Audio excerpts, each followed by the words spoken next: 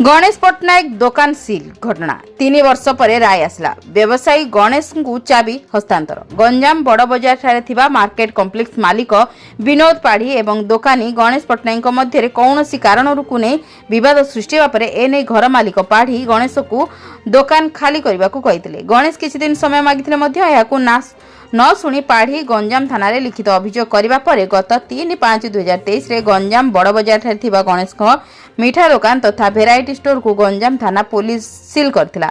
दुकान सील होगा पर मां दुकान को बेआईन भावे कोर्टर कौनसी आदेशनामा न थाई पुलिस तार क्षमतार अपव्यवहार करथिबा एवं चाबी मते हस्तांतर करा जाउ बोली दुकान मालिक गणेश आईनजीवी दिलीप कुमार पट्टनायक जरिया छत्रपुर उपजिलापाल निकट में 2टी पिटिशन दाखल करथिले। ए उपरे उपजिलापाल कौनसी शुणाणी न करी बरं घर मालिक पाढ़ी को चाबी प्रदान करथिले। एने दुकान मालिक गणेश हाईकोर्ट आश्रय नेथिले। उपरोक्त मामला रे उपजिलापाल समस्त ऑर्डर को हाईकोर्ट रद्द करने समस्त शुणाणी करने को छत्रपुर अतिरिक्त जिला जज को निर्देशनामा जारी करथिले हाईकोर्ट।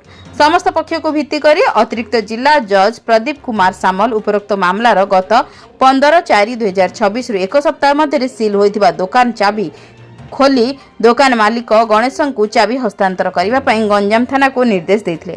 एथिसह दुकान मध्य थिबा समस्त जिनिस और विभिन्न सामग्री हिसाब करी कोर्ट रे दाखल करने कोर्टर नोटिस रे उल्लेख रही।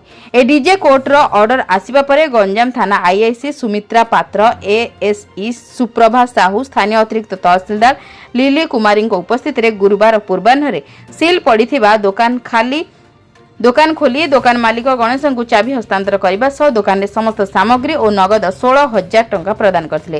दीर्घ 3 वर्ष पर निज सपक्ष राय आसथिबारु धर्मर जय होइछि बोली गणेश पट्टनायक गणमाध्यम को सूचना दैछन्ति। दुकान मध्य नष्ट होइथिबा समस्त सामग्रीर आनुमानिक मूल्य 55 लाख टंकार ऊर्ध्व क्षतिपूरण परवर्ती समय कोर्ट रे दाखल करा जियो बोली गणेश वकील दिलीप पट्टनायक एवं बीएनएस धारा 198/199 अनुसार सामिल ऑफिसर विरुद्ध में मामला रुजु हेबो बोली गणमाध्यम को सूचना दैछन्ति।